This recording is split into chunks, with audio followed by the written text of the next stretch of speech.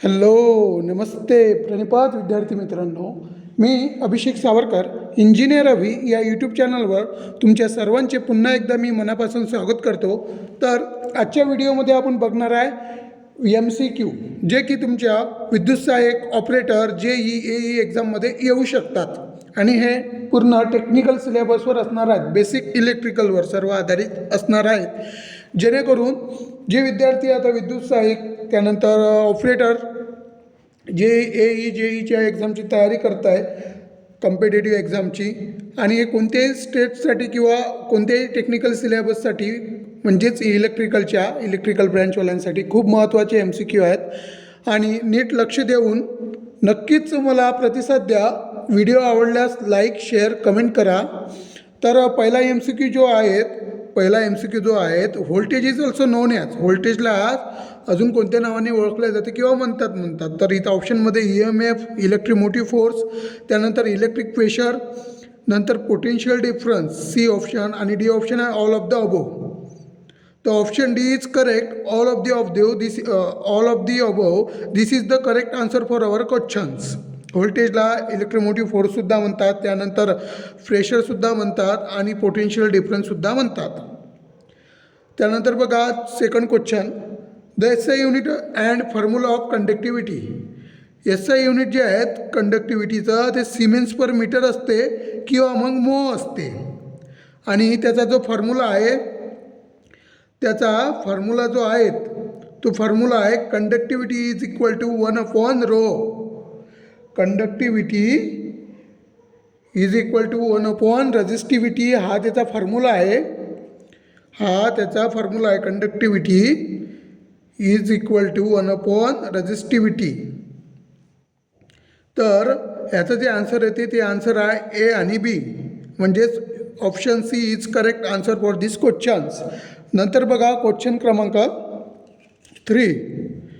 Question number 3 बघा, त्यामध्ये काय सांगितलं आहे ते बघा, नीट लक्ष द्या. Wheatstone bridge is use to measure. याचं जे आन्सर आहे बघा, पहिले ऑप्शन बघू आपण. अननोन रेझिस्टन्स, दुसरं आहे कॅपॅसिटन्स, C आहे to find resistance fix value, आणि D आहे A आणि C.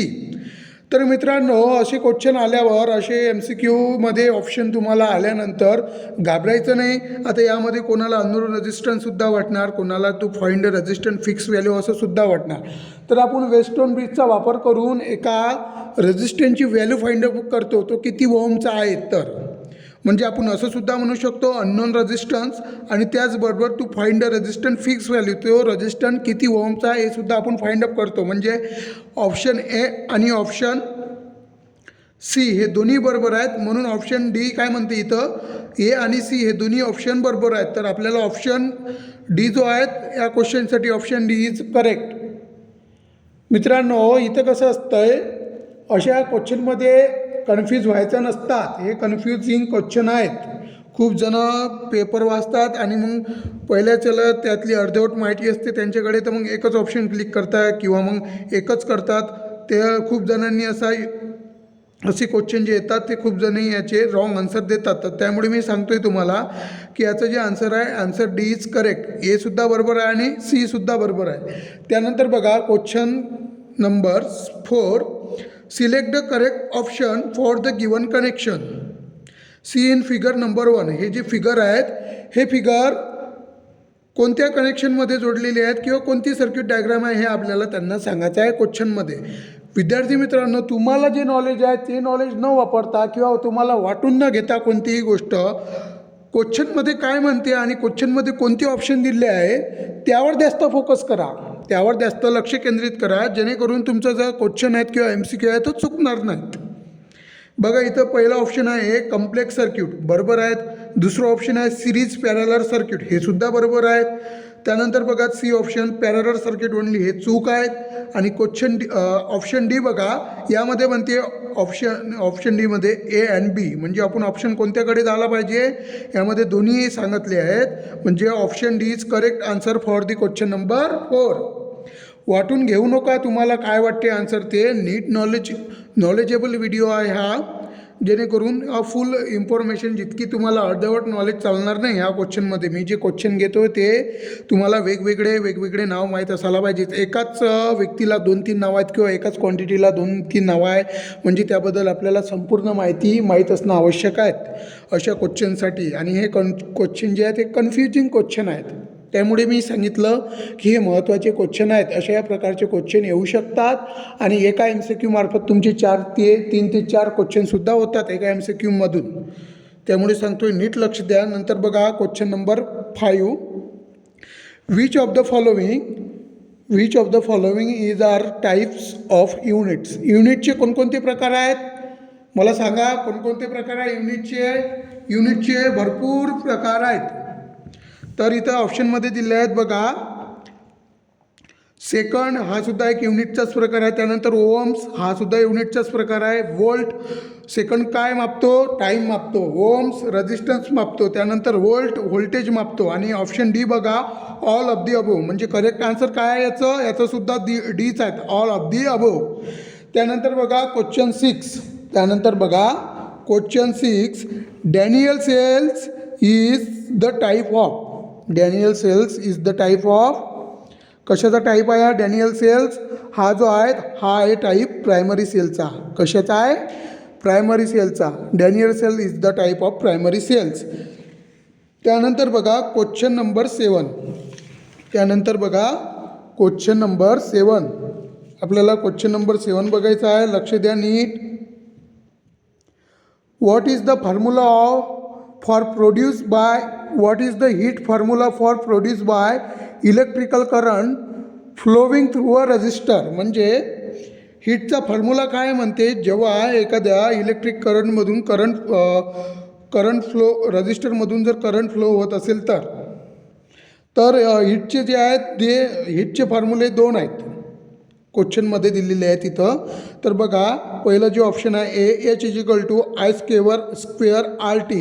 त्याचबरोबर बी ऑप्शन बघा H = VIT म्हणजेच voltage into current into time. आणि जे सी आहेत H = VIR हे रॉंग आहेत. त्यानंतर डी ऑप्शन बघा A and B म्हणजे option D is correct for our questions. 7 क्वेश्चनसाठी 7व्या क्वेश्चन नंबरसाठी प्रश्न क्रमांकासाठी ऑप्शन डी जे आहेत हे पूर्णपणे बरोबर आहेत. हीटचे जे फॉर्म्युले आहे दोन्ही वरचे फॉर्म्युले आहे हीटचे आणि हा सी जो फॉर्म्युला दिलेला आहे तो पूर्णपणे रॉंग आहेत.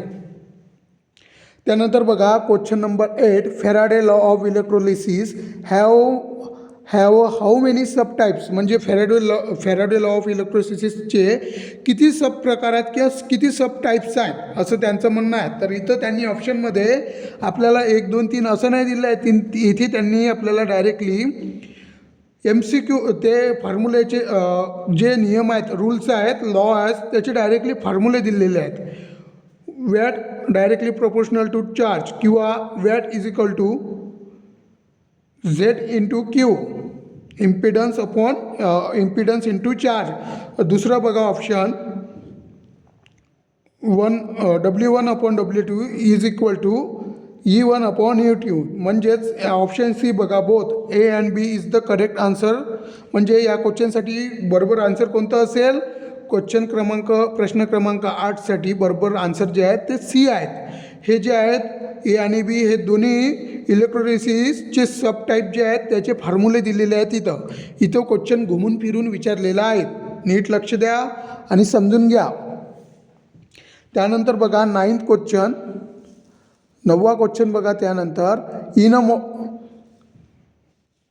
अ module number 1 what is the name of unit 5. तर याचं जे आहेत याचा आन्सर येतो इलेक्ट्रोस्टॅटिक. त्यानंतर बघा क्वेश्चन नंबर 10 बघा. In a Coulomb's law K denotes. K काय डिनोट्स करतो? Coulomb constant, proportionality constant. तर याचा आन्सर कोणता आहे? A is a correct answer for question number 10. आणि कुलम कॉन्स्टंटची व्हॅल्यू किती राहतो? 9 × 10⁹ त्यानंतर बघा the SI unit of magnetic flux. Magnetic फ्लक्सचं युनिट काय आहेत? वेबर. मॅग्नेटिक फ्लक्सचं युनिट काय आहे? वेबर. आणि वेबरला WB दर्शवल्या जाते वेबरला, नॉट सी. वेबरला WB दर्शवल्या जाते. त्यानंतर क्वेश्चन 12 बघा. क्वेश्चन 12 बघा. State true or false. Magnetic field lines do not from loops. तर कोणता आहे याचा आन्सर. हे विधान जे दिलं आहेत, हे जे स्टेटमेंट दिलं आहे, हे पूर्णपणे चूक आहेत, फॉल्स आहेत. म्हणजेच याचा आन्सर हे फॉल्स आहे. ट्रू एक्झाम कसं होईल, ट्रू स्टेटमेंट कसं होईल. Magnetic field lines continuously open loops, त्या पूर्णपणे कंटिन्युअसली समान वेगाने किंवा निरंतराने ह्या ओपन राहतात आणि कंटिन्युअसली सुरू असतात, त्या क्लोज नसतात. त्यानंतर बघा क्वेश्चन नंबर 13. 1 टेल्सा is equal to how many gauss. 1 टेल्सा इज इक्वल टू 10⁴ गॉस, म्हणजेच option B is correct.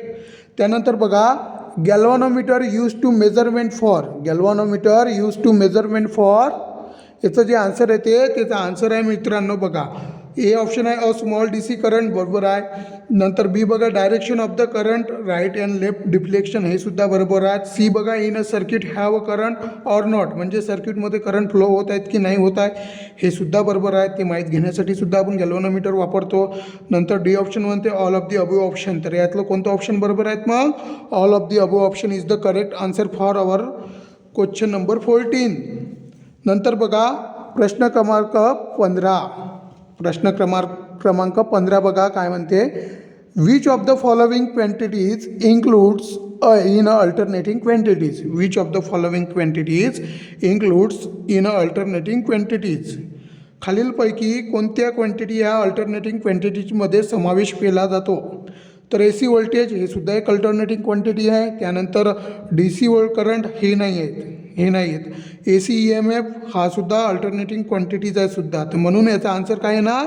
Option D is correct answer. A and C only. तर हे जे आहेत हे आन्सर याचं बरोबर आहे. त्यानंतर बघा question 16. One alternation is the half of the कशा. वन अल्टरनेशन म्हणजे किती डिग्रीचा असतो. एक अल्टरनेशन 180 डिग्रीचा असतो, 180 अंशाचा असतो वन अल्टरनेशन. आणि त्यालाच आपण हाफ कशाचा म्हणू शकतो. टू अल्टरनेशनचा सुद्धा वन अल्टरनेशन आपण म्हणू शकतो. जर हाफ शब्दाचा प्रयोग केला तर. म्हणजे ए ऑप्शनसुद्धा बरोबर आहे त्यासाठीच. आणि बी बघा वेव्हफॉर्म ऑर सायकल, हे सुद्धा त्यासाठी आन्सर बरोबर आहेत. म्हणून बरोबर आन्सर जे येणार, बरोबर उत्तर जे येणार, ऑप्शन सी इज करेक्ट. ए आणि बी दोन्ही जे आहेत ते बरोबर होणार. बघा लक्ष द्या. आपल्याला मी तुम्हाला सांगतो one alternation is the half म्हणते. एक अल्टरनेशन जर हा 50चा असला व एक अल्टरनेशन हा 180चा असला व 180चा असला वन अल्टरनेशन, तर तिथं म्हटलं आहे one alternation is the half of two alternation. आपण म्हणू शकतो का. बघा वन अल्टरनेशन हा 180चा आहे, तर हाफ ऑफ टू अल्टरनेशनची किंमत किती होणार, व्हॅल्यू किती होणार. 180 गुणिले 2 म्हणजे 360. आणि हाफ म्हटल्यावर आपल्याला डिवाईड करायला लागेल 2नं. तर याचा आन्सर किती येणार 180. म्हणजे आपलं अल्टरनेशन कितीचा राहतो, 180चा. आणि आपण असं म्हणू शकतो ना टू अल्टरनेशन म्हणू शकतो ना. एक ऑप्शन ते म्हणू शकतो. आणि एक सायकल जे आहेत वेव्हफॉर्म आहे किंवा सायकल आहे किती डिग्रीची असतो, हे सुद्धा 360 डिग्रीची असतो. म्हणून हाफ म्हटलं आहे तर यालासुद्धा आपण 2नं भागू शकतो आणि आपल्याला आन्सर जे मिळते ते 180 डिग्री मिळते. म्हणजेच हे सुद्धा एक अल्टरनेशन आहेत. म्हणजे आन्सर काय येणार यासाठी बरोबर. आन्सर जे आहेत ते सी बरोबर येणार. One alternation is equal to 180 degree. आणि त्यासाठी आन्सर जे आहेत A and B is the correct answer. त्यानंतर बघा व्हॉट इज द फेज. आता इथे फेजची डेफिनेशन विचारली आहे तुम्हाला. तर फेज म्हणजे काय होतो सर्वप्रथम सांगतो. फेज म्हणजे असं जे वेव्हफॉर्म क्रिएट होते. वेव्हफॉर्म म्हणजे सायकल क्रिएट होते. One cycle is equal to 360 डिग्रीची. एक सायकल किती डिग्रीची असते. AC वेव्हफॉर्म पॉझिटिव्ह आणि निगेटिव्ह दोन्ही केळे वाढते. ते जेव्हा 0पासून वाढते तेव्हा ते पॉझिटिव्हकडे वाढते आणि कितीपर्यंत वाढू शकते? मॅक्झिमम 180पर्यंत वाढू शकतो, 180पर्यंत वाढू शकते.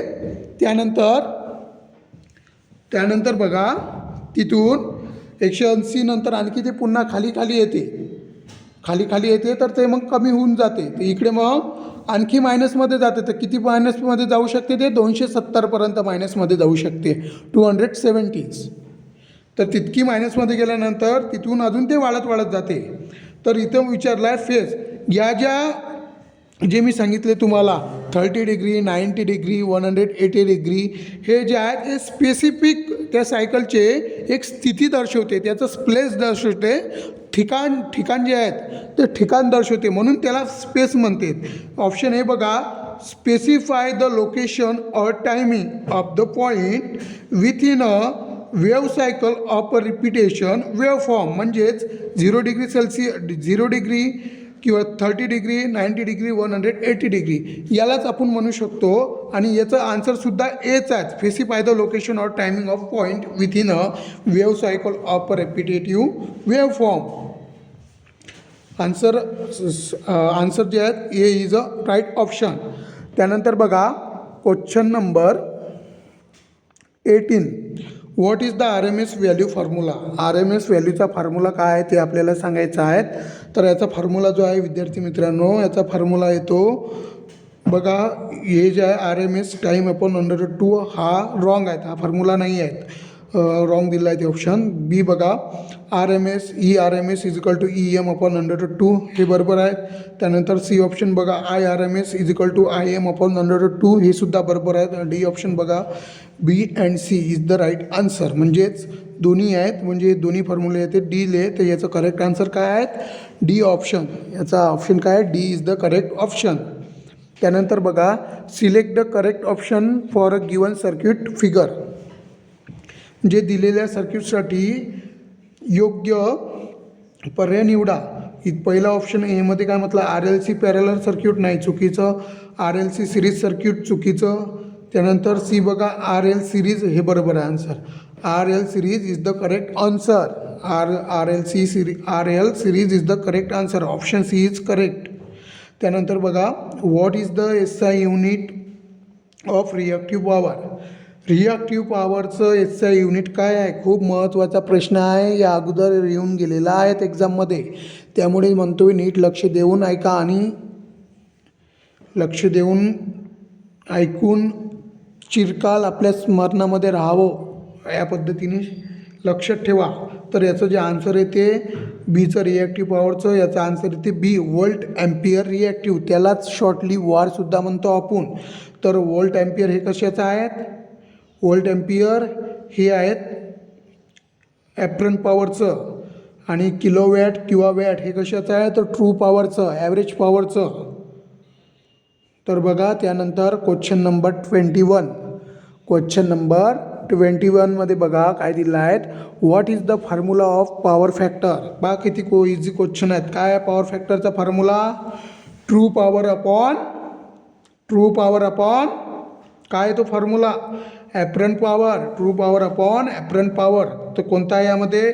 Power factor is equal to VA volt ampere upon watt. नाही, हे चुकीचं आहेत. बी बघा, वॅट अपॉन व्होल्ट ॲम्पियर हे येते, हे बरोबर आहेत. वॅट कशाचं आहेत? ट्रू पॉवरचं SI युनिट आहे. तर व्होल्ट ॲम्पियर कशाचं युनिट आहे? तर ॲप्रंट पॉवर. म्हणजेच ॲप्रंट पॉवरचा फॉर्म्युला काय आहे? True power upon apparent power. त्यालाच पॉवर फॅक्टर म्हणतो आपण. म्हणजे option B is the correct answer. त्यानंतर बघा, क्वेश्चन नंबर 22 बघा. क्वेश्चन नंबर 22 बघा, what is the type of polyphase system. Polyphase सिस्टीमचे किती प्रकार आहेत? पॉलिफेज सिस्टीमचे काय प्रकार आहेत? तर polyphase system, 1 phase polyphase system असते का? नाही. 2 फेज पॉलिफेज सिस्टीम असते का? हां, हे बरोबर आहे. त्यानंतर तिसरं बघा, सी 3 फेज सिस्टीम हे सुद्धा असतेच. म्हणजे डी ऑप्शन काय? B and C is the right answer. म्हणजेच आन्सर काय येणार 22व्या क्वेश्चनसाठी? D is the correct answer. त्यानंतर बघा क्वेश्चन त्यानंतर बघा question number 23. What is the positive phase sequence? What is the positive phase sequence? तर काय तो फेज सिक्वेन्स? फेज सिक्वेन्स काय दर्शवतो? जेव्हा तुम्ही तुमचा फॅन लावता वरचा, तुमच्या घराच्या वरचा किंवा डोक्याच्या वरचा बघून घ्या, त्याला एक कॅपॅसिटर जोडलेले असतात. जेव्हा आपण कॅपॅसिटरची जोडणी करतो, वायरचे कनेक्शन करतो, तेव्हा ते 3 वायर येतात. पण जेव्हा आपण ते मीटरमध्ये घालतो, आउटलेट सॉकेटमध्ये जेव्हा घालतो, तेव्हा तिथपर्यंत ते 2च वायर येतात. म्हणजेच त्याला अर्थिंग नसतो, फक्त न्यूट्रल आणि लाईव्ह वायर असतो. तर मला काय म्हणायचं आहे, जेव्हा तुम्ही कॅपॅसिटरला जोडतात तेव्हा तो लाल आणि पिवळा वायर यामध्ये जर तुमचे काही चेंजेस झाले तर फॅन हा अँटी क्लॉकवाईज किंवा क्लॉकवाईज दिशेने फिरतो, उलटा किंवा सरका. तर त्यासाठी हा फेज सिक्वेन्स जो आहे हा खूप महत्त्वाचा आहे आणि हा क्वेश्चनसुद्धा अतिशय महत्त्वाचा आहे. तर पॉझिटिव्ह फेज सिक्वेन्स कोणता आहेत मग याचा? RYB, म्हणजेच option B is correct answer, RYB. त्यानंतर बघा क्वेश्चन 24 हा सुद्धा महत्त्वाचा क्वेश्चन आहे आणि आलेला सुद्धा आहे. Conductance is the reciprocal of. Reciprocal म्हणजे काय काय सांगितलं आहे मी? रेसिप्रोकल म्हणजे सोपीच ट्रिक सांगितली आहेत केंद्रे सरांची. रेसिप्रोकल म्हणजे खाली मुंडकं वर पाय. रेसिप्रोकल म्हणजे काय? खाली मुंडकं वर पाय. म्हणजेच रेसिप्रोकल कशाचा आहे हा? रेजिस्टन्सचा. Conductance is the reciprocal of resistance. म्हणजे याचा answer B is the correct answer. त्यानंतर बघा which of the following is are a resistive material. आता रेजिस्टिव्ह मटेरियल कशाला म्हणायचं? रेजिस्टिव्ह मटेरियल असं मटेरियल की जे हीट तयार करतात किंवा उष्णता निर्माण करतात. मी मराठीत बोललो होता, त्याला उष्णता निर्माण करतात, अशा सर्व मटेरियलला रेजिस्टिव्ह मटेरियल म्हणायचं. आता उष्णता तर लाकूड पण तयार करते, पण ते नाही. असे मटेरियल ज्यामधून इलेक्ट्रिसिटी फ्लो होऊन हॉट येतात, ते गरम होतात किंवा एक उष्णता तयार करतात, अशा सर्व मटेरियलला रेजिस्टिव्ह मटेरियल म्हणायचं. ज्याची रेजिस्टिव्हिटी ही खूप हाय असते, ज्या मटेरियलची रेजिस्टिव्हिटी खूप हाय असते, अशा सर्व मटेरियलला रेजिस्टिव्ह मटेरियल म्हणायचं. तर बघा इथं ए ऑप्शन हीटर दिलं आहे, हे सुद्धा गरम होते, याचीसुद्धा रेजिस्टिव्हिटी खूप असते. त्यानंतर बी टोस्टर, याचीसुद्धा रेजिस्टिव्हिटी खूप असते. त्यानंतर सी आयरन म्हणजे इस्त्रीची सुद्धा रेजिस्टिव्हिटी खूप असते. आपण जे कपडे प्रेस करतो त्याची जे पार्ट आहे इस्त्रीची, ती सुद्धा खूप गरम होते. कशामुळे होते? तर तिथंसुद्धा रेजिस्टिव्ह मटेरियल वापरलेलं असते. त्यानंतर ऑप्शन डी बघा, ऑल ऑफ दिस. म्हणजे याचं करेक्ट आन्सर कोणतं आहे? D is the correct answer. त्यानंतर बघा इन अ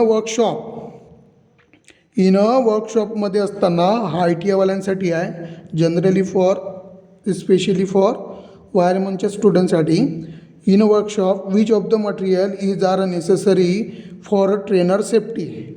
म्हणजे तुम्ही ITIमध्ये ट्रेनर म्हणून जासाल किंवा काम करत असाल कुठं वर्कशॉपमध्ये, तर तुम्हाला सेफ्टीमध्ये काय काय असणे आवश्यक आहे. तिथं ऑप्शनमध्ये बघा सेफ्टी गॉगल्स बरोबर आहेत, हँड ग्लोव्ज हे सुद्धा बरोबर आहे, शूज हे सुद्धा बरोबर आहेत.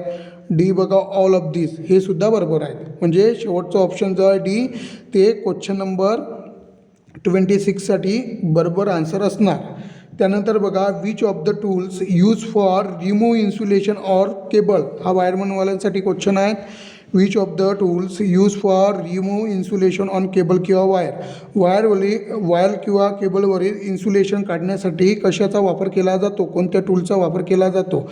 तर कशाचा वापर केला जातो? प्लायर म्हणजे पेनचीस, याचा वापर केला जात नाही. जनरली लोक म्हणजे काही जणं काढतात, पण ते चुकीचं आहेत टेक्निकली लँग्वेजमध्ये. इलेक्ट्रिशियन नाईफ, हां, याचा वापर केला जातो आणि याचा आन्सरसुद्धा बरोबर बीच येते. करेक्ट आन्सर काय आहेत मग? बी. CS स्पॅनर म्हणजे पाने, नटक टाईट कमी सैल किंवा फिट करण्यासाठी वापरतात, हे रॉंग आहेत. स्पॅनर आन्सर येत नाही. Answer B is correct. त्यानंतर बघा question number which of the 28 which of the following use for handsaw. Handsaw म्हणजे काय होते? आरी. हँडसॉचा वापर कुठं वापर केला जातो? फॉर कटिंग वूड, लाकूड कापण्यासाठी बरोबर केला जातो कुठं. त्यानंतर फॉर कन्स्ट्रक्शन अँड कार्पेंटर, हे सुद्धा बरोबर आहेत. आणि सी बघा, फॉर डोमेस्टिक यूज, घरच्या कामासाठी कधी करतात यूज, हे सुद्धा बरोबर आहे. डी ऑप्शन बघा, ऑल ऑफ दिस हे बरोबर आहेत. म्हणजे यासाठी कोणता आन्सर असणार? D is the correct answer. त्यानंतर बघा question number 29. Question number 29. Select the correct diagram for a cold chisel. सर्वप्रथम मला हे सांगा, चिजेल म्हणजे काय होते? चिजेल म्हणजे काय होते सांगा मला सर्वप्रथम. काय होते चिजेल म्हणजे? कमेंटमध्ये सांगा मला. यातली चिजेलची जी डायग्राम आहेत, यातली चिजेलची जी डायग्राम आहे ते सी आहेत, कोल्ड चिजेल्स. सी ही डायग्राम आहे चिजेल सी, आणि हेच आपल्याला काढायची होती तिथे, किंवा तिथे क्लिक करायचं होतं. त्यानंतर बघा, व्हिडिओ थोडा लांब होणार विद्यार्थी मित्रांनो, तर मला असं वाटतं की पुढच्या व्हिडिओमध्ये नेक्स्ट व्हिडिओ बनवा. तर मी एक लास्ट क्वेश्चन घेतो यानंतर लास्ट क्वेश्चन घेतो, तो लक्ष द्या. Which of the following use of file. फाईलचा यूज कुठे केला जातो? खालीलपैकी फाईलचा यूज कोणता आहे बा, असा सुद्धा आहे त्याचं. तर काय कुठे केला जातो? फाईल म्हणजे काय होते सांगा मला. तुम्ही बघितले आहे ITआत, फिटरवाले इलेक्ट्रिकलवाले यांनी बघितली आहेत. तर सांगा मला काय होते? Which of the following use of file. फाईलची खालीलपैकी कोणती उपयोगात? For doing a metal soft, बरोबर. फॉर गिविंग अ शेप, बरोबर. हे सुद्धा बरोबर आहेत, मेटलला शेप देण्यासाठी. To find a sharp edges, हे सुद्धा बरोबर आहे. ज्या रॉडच्या किंवा मेटलच्या एजेस राहते त्या शार्प करण्यासाठी सुद्धा फाईलचा वापर केला जातो, बरोबर आहे. ऑप्शन डी बघा, ऑल ऑफ द अबोव. हां, हे करेक्ट आन्सर आहे याचा. Option D is the correct option. म्हणजेच ऑप्शन कोणतं बरोबर असणार? डी. तर ठीक आहे मित्रांनो, आपण इथं क्वेश्चन 30 जे आहेत ते पूर्ण घेतलेले आहेत. बाकीचे जे क्वेश्चन आहेत ते पुढच्या व्हिडिओमध्ये आपण नक्की पाहू. तर भेटूया आपण पुढच्या व्हिडिओमध्ये. जर काही समजलं नसेल, काही अडचण आली असेल तर नक्कीच मला विचारा, मी केव्हाही तुम्हाला सांगेल. आणि जर माझी काही चुकी झाली असेल तर मला नक्कीच सांगा कमेंटमध्ये.